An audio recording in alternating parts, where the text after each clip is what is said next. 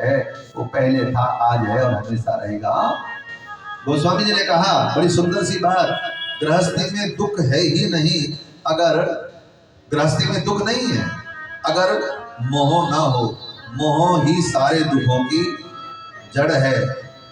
हाँ, अच्छा बताओ, किसी का घर जल रहा था तो वो रो रहा था, रोते रोते कहने लोग आए, कहने लगे अच्छा ताऊ जी क्या बात है, क्यों रो रहे हो इतने, अरे भाई मेरा घर जल गया, मेरे घर में आग लग रही। तब किसी ने थोड़ी देर के बाद आकर के कहा ताऊ जी वो जो घर जल रहा है ना वो तो तेरे बेटे ने बेच दिया था परसों। अब जैसे ही सुना बेच दिया था, हाँ बस फिर चौको लो जी, रोना धोना बंद, आंसू बंद। और चाय की दुकान है, चाय पीने लगा दुकान पर जाकर के, तो चाय पीते हुए उसी समय बेटा आ गया। बेटे ने कहा पिताजी आप चाय पी रहे हो, हाँ हमारा घर चल रहा है। बेटे वो तो तूने बेच दिया था। बोले कहाँ, बात नहीं बनी थी, अगले दिन जानना वापस आ गया था, वो तो हमारा ही है, हमारा ही है वो। बोले हाँ, धरी धरी चाय लो जी, एक तरफ चाय और फिर रोने लगा। तो बोलो घर तो पहले भी जल रहा था, घर अब भी जल रहा है, तो रुला कौन रहा था? कौन रुला रहा है? बोलो चार, घर रुला रहा क्या?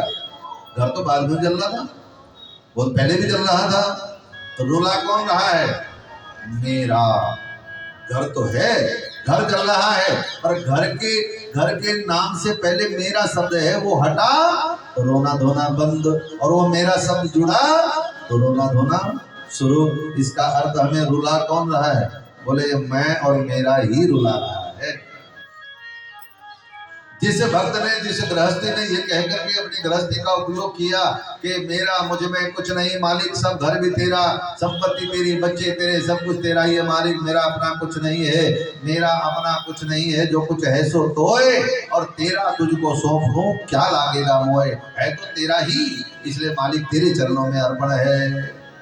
हाँ, तो उसे रोना नहीं पड़ता, और जो मेरा मेरा करता है उसे तो रोना ही पड़ेगा।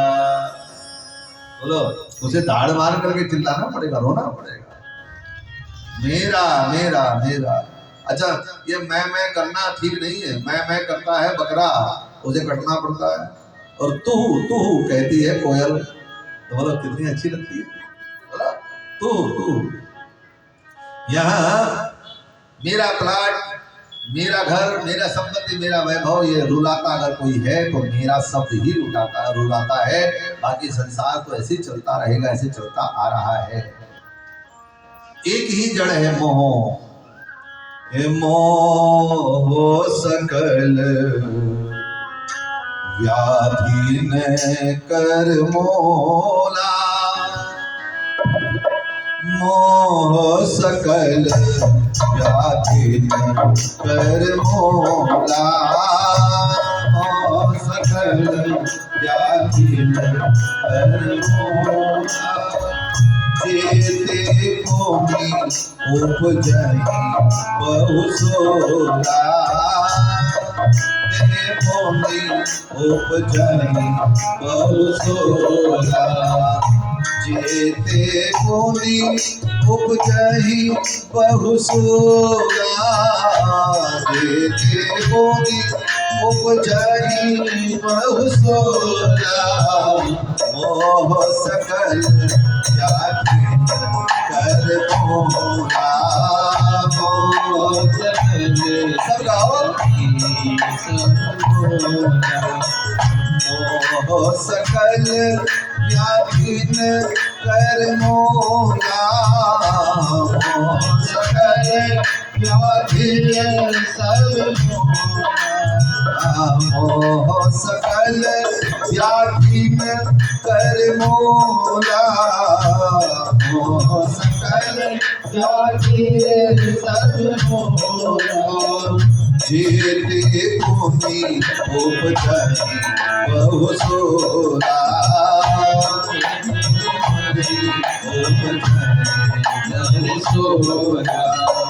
मोह सकल व्याधि न कर मोला। सारी व्याधियों का जो जड़ है वो मोह है। इसलिए मेरे प्यारे, जनक जी ने कहा गृहस्थ सबसे अच्छा है, पर गृहस्थ में आत्मज्ञान प्राप्त करो। गृहस्थ में बोलो आत्मज्ञान प्राप्त करो, नमो नारायण बोलना पड़ेगा। गृहस्थ में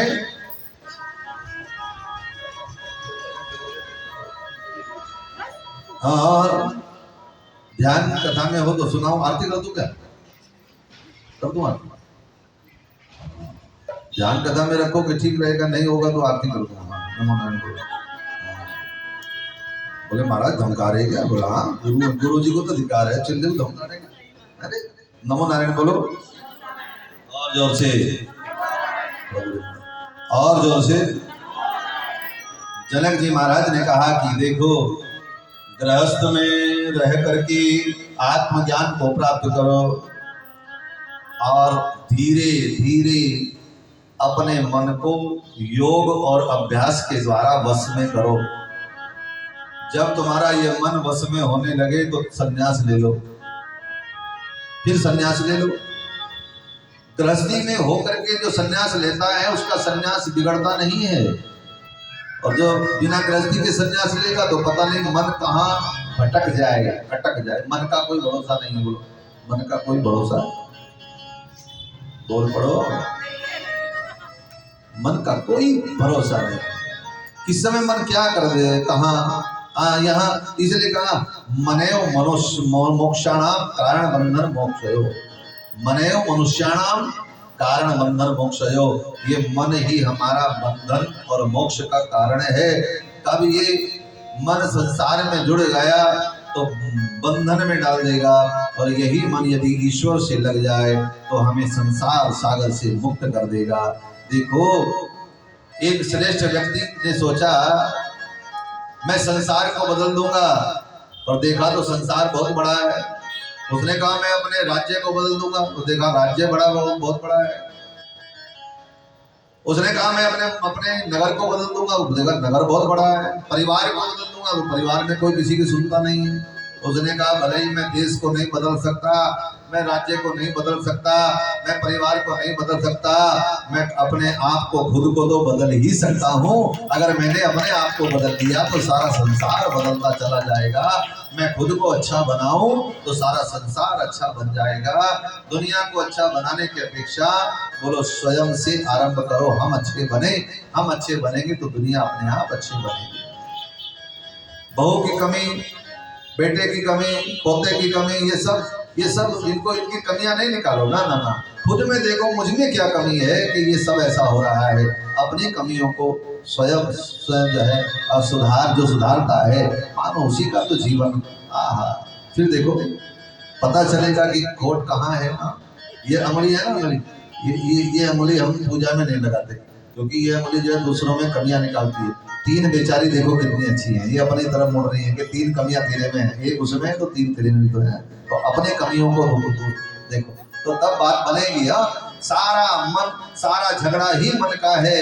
जनक जी ने इस लास्ट बात ये कही, हे सुखदेव जी, ये मन, मैं देखो मैं राजा हूँ, राजा होकर के भी ज्ञानी हूँ, तब भी भजन करता हूँ, ध्यान करता हूँ, साधना करता हूँ, गृहस्थी में रहता हुआ।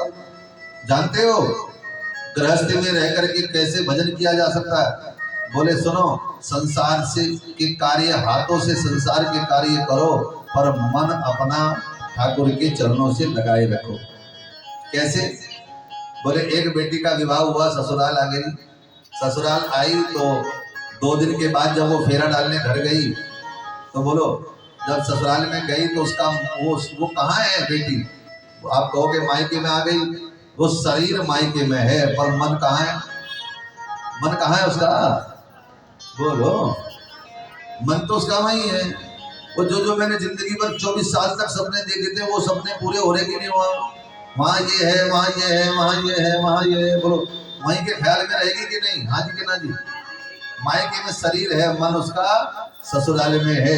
जनक जी ने कहा देखो हे